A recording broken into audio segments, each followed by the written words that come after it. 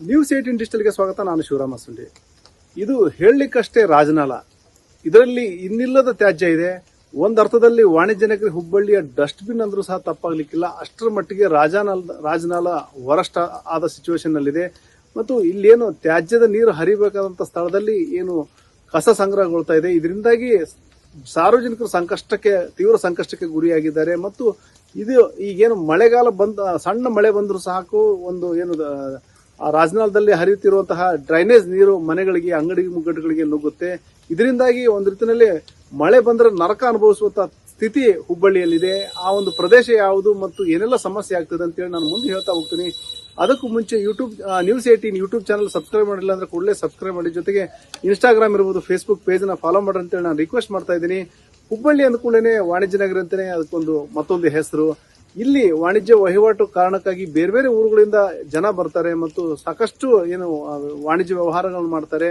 ಆದ್ರೆ ಇಲ್ಲಿನ ಒಂದು ಸ್ಥಿತಿಗತಿ ನೋಡಿದಾಗ ಮೂಗು ಮುಚ್ಕೊಂಡು ಅಥವಾ ವ್ಯಾಕರಿಕೆ ಮಾಡ್ಕೊಂಡು ಬರುವಂತಹ ಪರಿಸ್ಥಿತಿ ಇಲ್ಲಿ ನಿರ್ಮಾಣವಾಗಿದೆ. ಅದಕ್ಕೆ ಮುಖ್ಯ ಕಾರಣ ಅಂದ್ರೆ ಈಗೇನು ಒಂದು ಮಾರುಕಟ್ಟೆ ಪ್ರದೇಶದಲ್ಲಿರುವಂತಹ ರಾಜನಾಲದಲ್ಲಿರುವಂತಹ ಅವ್ಯವಸ್ಥೆ. ಈಗೇನು ಒಂದು ಗಣೇಶ್ ಪೇಟೆಯಿಂದ ಹಿಡಿದು ಕಮರಿಪೇಟೆವರೆಗೂ ಸಹ ಈ ಒಂದೇನು ರಾಜನಾಲ ಸಾಗುತ್ತೆ. ಅದರ ಉದ್ದಕ್ಕೂ ಸಹ ಏನಂದ್ರೆ ಆ ಒಂದು ರಾಜನಾಲದ ಅಲ್ಲಿ ಒಂದು ದೊಡ್ಡ ಮಟ್ಟದ ಒಂದು ಕಸ ತ್ಯಾಜ್ಯ ಸಂಗ್ರಹಗೊಂಡಿದೆ. ಅದರಲ್ಲೂ ಈಗೇನು ಅಂಗಡಿ ಮುಗ್ಗಟ್ಟುಗಳಲ್ಲಿ ಏನು ವ್ಯಾಪಾರ ವಹಿವಾಟಾಗುತ್ತೆ. ನಂತರ ಸಂಜೆ ಮುಂದೆ ಏನು ಮನೆಗೆ ಹೋಗುವಂತ ಸಂದರ್ಭದಲ್ಲಿ ವ್ಯಾಪಾರಿಗಳೇನಂದ್ರೆ ಅಲ್ಲಿ ಏನು ತಮ್ಮ ಅಂಗಡಿಯಲ್ಲಿ ಸಂಗ್ರಹಗೊಂಡಂತಹ ಒಂದು ತ್ಯಾಜ್ಯವನ್ನ ನೇರವಾಗಿ ರಾಜನಾಲಕ್ಕೆ ಎಸೆದು ಹೋಗ್ತಾ ಇದ್ದಾರೆ. ಇದರಿಂದಾಗಿ ಏನು ಅಲ್ಲಿ ಒಂದು ದೊಡ್ಡ ಮಟ್ಟದ ಕಸ ಸಂಗ್ರಹಗೊಂಡಿದೆ. ವಿಶೇಷವಾಗಿ ಏನಂದ್ರೆ ಥರ್ಮಕೋಲ್ ಇರಬಹುದು, ಪ್ಲಾಸ್ಟಿಕ್ ತ್ಯಾಜ್ಯ ಇರಬಹುದು, ಬಾಟಲ್ ಇರಬಹುದು, ಮತ್ತು ಏನು ವೈರ್ಗಳಿರ್ಬೋದು. ಈ ರೀತಿ ಒಂದು ವಿಚಿತ್ರ ಏನು ಅಲ್ಲೇನು ಅಂಗಡಿಗಳಲ್ಲೇನು ಹೆಚ್ಚಾಗಿ ಉಳಿದಿರ್ತದೆ ತ್ಯಾಜ್ಯ, ವೇಸ್ಟ್ ಅಂತ ಕರಿತೀವಿ. ಅದೆಲ್ಲವೂ ಸಹ ಈ ಒಂದು ರಾಜನಾಲಕ್ಕೆ ಸೇರ್ತಾ ಇದೆ. ಮತ್ತು ಇನ್ನೊಂದೇನಂದ್ರೆ ಈಗ ಗಣೇಶ್ ಪೇಟೆಯಲ್ಲಿ ಫಿಶ್ ಮಾರ್ಕೆಟ್ ಇದೆ. ಆ ಫಿಶ್ ಮಾರ್ಕೆಟ್ ತ್ಯಾಜ್ಯ ಸಹ ಇದೇ ಒಂದು ರಾಜನಾಲ ಸೇರ್ತಾ ಇದೆ. ಅಂದ್ರೆ ಗಣೇಶ್ ಪೇಟೆಯಿಂದ ಹಿಡಿದು ಏನು ಕಮರಿಪೇಟೆವರೆಗೂ ಸಹ ಏನು ಆ ಅಂತರದಲ್ಲಿ ಬರುವಂತಹ ವ್ಯಾಪಾರ ವಹಿವಾಟು, ಏನು ವಾಣಿಜ್ಯ ವಹಿವಾಟುಗಳು ನಡೀತವೆ, ಅವೆಲ್ಲ ಒಂದು ತ್ಯಾಜ್ಯವನ್ನು ಸಹ ಇಲ್ಲಿ ಈ ಒಂದು ರಾಜನಾಲದಲ್ಲಿ ಒಂದು ಎಸೆಯುವುದರಿಂದಾಗಿ ಸಾಕಷ್ಟು ತೊಂದರೆ ಆಗ್ತಾ ಇದೆ. ಮತ್ತು ಇದು ಇನ್ನೊಂದು ವಿಚಿತ್ರ ಅಂದ್ರೆ ಇಲ್ಲಿ ಏನು ರಾಜನಾಲದ ಕೆಲವೊಂದು ಕಡೆ ಮೇಲ್ಗಡೆನೆ ಆ ಒಂದು ರಾಜನಾಲದ ಮೇಲೇನೆ ಅಕ್ರಮವಾಗಿ ಕಟ್ಟಡಗಳನ್ನು ಕಟ್ಟಲಾಗಿದೆ.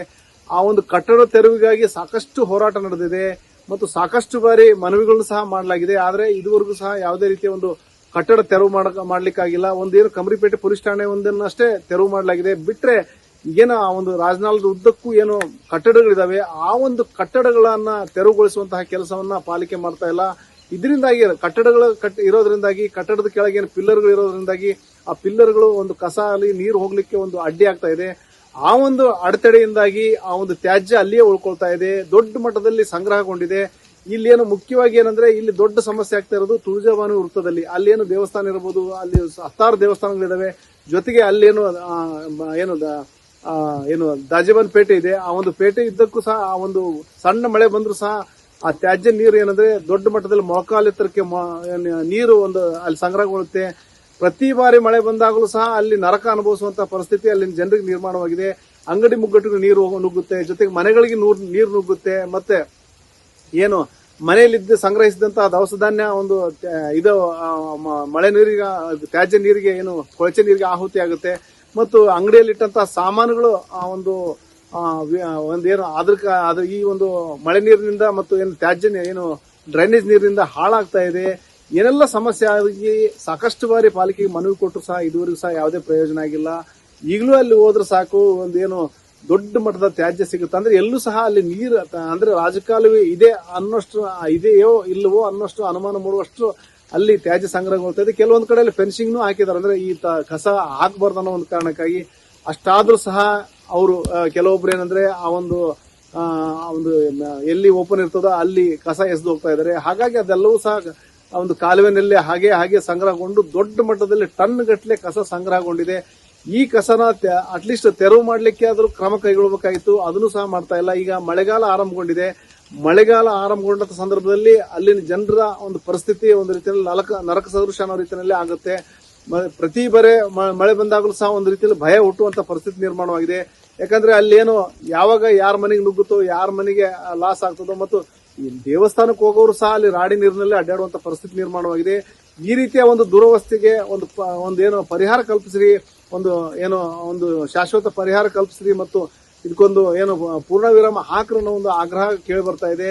ಮುಖ್ಯವಾಗಿ ಏನಂದ್ರೆ ಒಂದು ಅಕ್ರಮ ಕಟ್ಟಡಗಳನ್ನು ತೆರವು ಮಾಡಬೇಕಾಗಿರೋದು ಒಂದು ಡಿಮ್ಯಾಂಡ್ ಆದ್ರೆ, ಮತ್ತೊಂದು ಕಡೆ ಏನು ಆ ರಾಜನಾಲದಲ್ಲಿ ಏನು ಸಂಗ್ರಹಗೊಳ್ತಾ ಇದೆ ತ್ಯಾಜ್ಯ, ಆ ಒಂದು ತ್ಯಾಜ್ಯನ ಸಂಗ್ರಹಗೊಳ್ಳದ ರೀತಿಯಲ್ಲಿ ಹಾಕದ ರೀತಿಯಲ್ಲಿ ಕ್ರಮ ಕೈಗೊಳ್ಳಬೇಕು. ಜೊತೆಗೆ ಆ ಒಂದು ಏನು ತ್ಯಾಜ್ಯ ಸಂಗ್ರಹಗೊಂಡಿದ್ದಂತನ್ನ ಅದನ್ನ ತೆರವು ಮಾಡುವಂತಹ ಒಂದು ಕ್ಲೀನ್ ಮಾಡುವಂತಹ ಕೆಲಸವನ್ನು ಮಾಡಬೇಕು. ನೀರನ್ನ ಸರಾಗವಾಗಿ ಹರಿದು ಹೋಗ್ಲಿಕ್ಕೆ ಬಿಟ್ರೆ ಖಂಡಿತವಾಗಿಯೂ ಅದು ಮುಂದೆ ಹೋಗುತ್ತೆ ಮತ್ತು ಮುಂದೆ ಸಮಸ್ಯೆ ಆಗಲ್ಲ. ಆದ್ರೆ ಇಲ್ಲಿ ಏನಂದ್ರೆ ಏನು ಅದು ಹರಿದು ಹೋಗ್ಲಿಕ್ಕೆ ಅವಕಾಶನೇ ಇಲ್ಲದೆ ಇರೋದ್ರಿಂದಾಗಿ ಅಲ್ಲಿ ಸಂಗ್ರಹಗೊಂಡು ದೊಡ್ಡ ಮಟ್ಟದಲ್ಲಿ ಒಂದು ತ್ಯಾಜ್ಯ ಗುಂಡಿಯಾಗಿ ಮಾರ್ಪಟ್ಟಿದೆ. ಹಾಗಾಗಿ ಅದಕ್ಕೇನಾದ್ರೂ ಒಂದು ಶಾಶ್ವತ ಪರಿಹಾರ ಕಲ್ಪಿಸಂತೇಳಿ ಜನ ಆಗ್ರಹಿಸ್ತಾ ಇದ್ದಾರೆ. ಇಲ್ಲದೆ ಇದ್ರೆ ನಾವು ಮತ್ತೆ ಆ ಒಂದು ಪಾಲಿಕೆ ಬಳಿ ಉಗ್ರ ಹೋರಾಟ ಮಾಡಬೇಕಂತ ಅನ್ನೋ ಒಂದು ಎಚ್ಚರಿಕೆಯನ್ನು ಕೊಟ್ಟಿದ್ದಾರೆ. ಭಾಳ ಗಲೀಜು ಬರ್ತದ್ರಿ. 4 ದಿಕ್ಕಲಿಂದ ಮೇಲಿಂದ ಈ ಕಡೆಯಿಂದ ದಾಜುವನ್ಪೇಟು ಇತ್ತ ಮೈಸೂರು ಸ್ಟೋರು ಎಲ್ಲ ಸೇರಿ ಇಲ್ಲಿ ಒಂದೇ ಕಡೆ ಸೇರ್ತೈತ್ರಿ ನೀರು. ಮೊದ್ಲಿಂದನೇ ಬರ್ತೈತ್ರಿ, ನೀರು ಬರ್ತಿತ್ತು ಹೋಗ್ತಿತ್ತು. ಈಗ ರಾಡಿ ಭಾಳ ಬರತೈತಿ.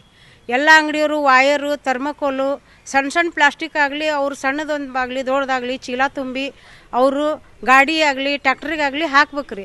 ಅವ್ರೇನು ಮಾಡ್ತಾರೆ ರೀ, ಅಂಗಡಿ ಬಂದಾಗಿ ಹೋಗುವಾಗ ಎಲ್ಲ ಅಲ್ಲಿ ಚೆಲ್ಲಿ ಹೋಗ್ತಾರೆ. ಯಾವುದೇ ಅಂಗಡಿಯರಾಗಲಿ ಕರೆಕ್ಟಾಗಿ ಅವ್ರು ಹಾಕೋದಿಲ್ಲ. ಅವ್ರು ಕಸ್ದವ್ರಿಗೆ ನಾವು ಎಷ್ಟಂತ ಹೇಳ್ಬೇಕ್ರಿ. ಅವರು ತುಂಬಕ್ಕೆ ಹೋಗ್ತಾರ, ಕೈ ಒಳಗೆ ಬರೋದಿಲ್ಲ. ನಾನೇ 2 ಸೀರೆ ಕೊಟ್ಟೇನಿ ರೀ, ಅದ್ರಾಗ ಹಾಕ್ಯಾಕೆ ಗಂಟು ಕಟ್ಟಿ ಟ್ಯಾಕ್ಟರ್ನಾಗ ಹೋಗ್ಯಾಕ. ಅದು ಪರಿಸ್ಥಿತಿ ಅವ್ರಿಗೆ ಇರ್ತೈತಿ. ಅವ್ರೇನು ಮಾಡ್ತಾರೆ ರೀ, ದುಂಡಗೆ ಮಾಡ್ತಾರೆ, ಆಮೇಲೆ ಅದು ಒಣಗಲಿ ಅಂತ ಬಿಟ್ಟು ಹೋಗ್ತಾರೆ. ಆದರೂ ತುಂಬಕ್ಕಾಗೋದಿಲ್ಲ ಅವ್ರಿಗೆ. ಕಸದವ್ರು ಏನು ಸ್ವಚ್ಛ ಮಾಡಂಗಿಲ್ಲ ಅನ್ನಂಗಿಲ್ಲ, ಎಲ್ಲ ಮಾಡ್ತಾರೆ. ಅಂಗಡಿಯವರು ಮೊದಲು ಪ್ಲಾಸ್ಟಿಕ್ಕು ವಾಯರು ಇವನ್ನೆಲ್ಲ ಮೊದಲು ಅದನ್ನು ತಂದು ಚೆಲ್ಲೋದನ್ನು ವ್ಯವಸ್ಥೆ ಚಲೋ ಮಾಡ್ಬೇಕ್ರಿ. ಆಮೇಲೆ ಅದು ನೀರೇನು ನಿಲ್ತೈತಲ್ರಿ, ಅವು ಸಣ್ಣ ಚೌಕನೂ ಇದು ಮಾಡ್ಯಾರ ಬಾನಿ, ಅದು ತುಂಬಿಡ್ತೈತ್ರಿ. ಅದನ್ನು ವಾರಕ್ಕೊಮ್ಮೆ ಅದನ್ನು ಸ್ವಚ್ಛ ಮಾಡಿಸ್ಬೇಕು ಅವರು.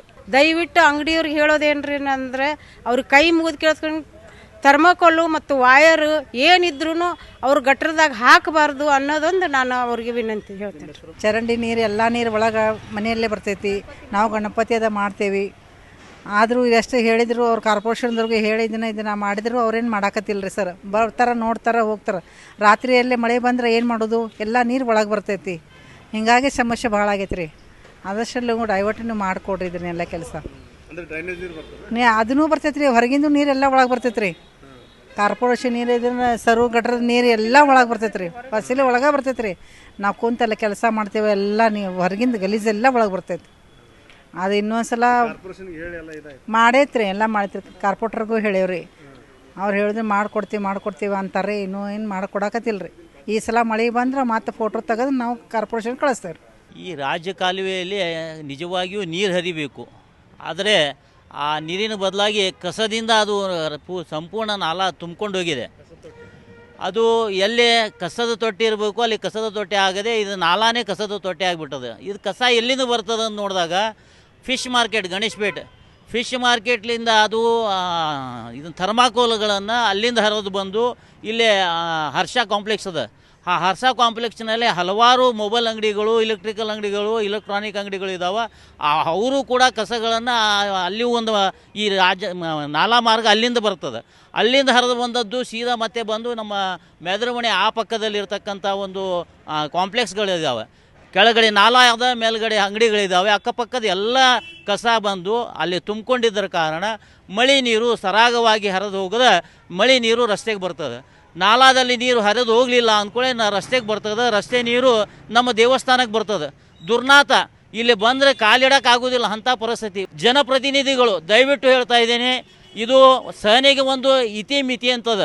ನೀವು ಕೇವಲ ತಮ್ಮ ಚುನಾವಣಾ ಪ್ರಚಾರಕ್ಕೆ ಬಂದಾಗ ದೇವಿ ತುಳಜಾಭವಾನಿ ದೇವಸ್ಥಾನಕ್ಕೆ ಬರ್ತೇವೆ, ನಮ್ಮೆಲ್ಲ ಸಮಾಜದ ಬಂಧುಗಳು ಇಲ್ಲಿ ಸೇರಬೇಕು, ನಮ್ಮನ್ನು ಆಶೀರ್ವಾದ ಮಾಡಬೇಕು ಅನ್ನೋಂಥ ಏನು ಹೋಟದ ಭಿಕ್ಷೆಯನ್ನು ಬಿಡ್ತೀರಿ. ದಯವಿಟ್ಟು ಮುಂದಿನ ದಿನದಲ್ಲಿ ಇದೇ ರೀತಿ ಆದರೆ ನಾವು ತಡ್ಕೊಳಕ್ಕಾಗೋದಿಲ್ಲ, ರಸ್ತೆನೇ ಬಂದ್ ಮಾಡಬೇಕಾಗ್ತದೆ. ಇದು ಯಾರ ಜವಾಬ್ದಾರಿ? ಮಹಾನಗರ ಪಾಲಿಕೆ ಕೇಳಿದಾಗ ನಮ್ಗೆ ಅಷ್ಟು ಬಜೆಟ್ ಇಲ್ಲ ಅಂತಾರೆ. ರಾಜ್ಯ ಸರ್ಕಾರದ ಕಡೆ ಅವ್ರಿಗೆ ಬಟ್ ಮಾಡುತ್ತಾರೆ. ರಾಜ್ಯ ಸರ್ಕಾರ ಆಯ್ತು, ಕೇಂದ್ರ ಸರ್ಕಾರ ಆಯ್ತು, ಮಹಾನಗರ ಪಾಲಿಕೆ ಆಯ್ತು, ಜಂಟಿಯಾಗಿ ಇದಕ್ಕೆ ಶಾಶ್ವತವಾದಂಥ ಒಂದು ಪರಿಹಾರವನ್ನು ಕೊಡುವಂಥದ್ದು ಅವಶ್ಯಕತೆ ಅದ. ಅದೇನೇ ಇರಲಿ, ಈಗಲಾದ್ರೂ ಸಹ ಪಾಲಿಕೆ ಎಚ್ಚೆತ್ತುಕೊಳ್ಬೇಕು. ಮಳೆ ಈಗೇನು ಆಲ್ರೆಡಿ ಮಳೆಗಾಲ ಆರಂಭಗೊಂಡಿದೆ. ಅಟ್ಲೀಸ್ಟ್ ಒಂದು ಸಂಗ್ರಹಗೊಂಡಿರುವಂತಹ ತ್ಯಾಜ್ಯನ ವಿಲೇವಾರಿ ಮಾಡೋದಲ್ಲಿ ಒಂದಷ್ಟು ನೀರು ಸರಾಗವಾಗಿ ಹೋಗುತ್ತೆ. ಮುಂದಿನ ದಿನಗಳಲ್ಲಿ ಅದಕ್ಕೊಂದು ಶಾಶ್ವತ ಪರಿಹಾರ ಕಲ್ಪಿಸುವ ನಿಟ್ಟಿನಲ್ಲಿ ಸೂಕ್ತ ಕ್ರಮ ಕೈಗೊಳ್ಳುವ ಅವಶ್ಯಕತೆ ಇದೆ. ಶಿವರಾಮ್ ಮಸೂರಿ, ನ್ಯೂಸ್ 18 ಹುಬ್ಬಳ್ಳಿ. ನಿರ್ಭೀತ, ನಿಷ್ಪಕ್ಷಪಾತ, ವಿಶ್ವಾಸಾರ್ಹ ಸುದ್ದಿಗಳಿಗೆ ಮತ್ತೊಂದು ಹೆಸರಾಗಿರುವ ನ್ಯೂಸ್ 18 ಕನ್ನಡ ಈಗ ಆಪ್ನಲ್ಲೂ ಲಭ್ಯವಿದೆ. ದಯವಿಟ್ಟು ಇಲ್ಲಿರುವ QR ಕೋಡ್ ಸ್ಕ್ಯಾನ್ ಮಾಡಿಕೊಂಡು ಆಪ್ ಡೌನ್ಲೋಡ್ ಮಾಡೋದನ್ನ ಮರಿಬೇಡಿ. ನಿಮ್ಮ ಬೆಂಬಲ ಹೀಗೆ ಸದಾ ನಮ್ಮೊಂದಿಗಿರಲಿ. ಧನ್ಯವಾದ.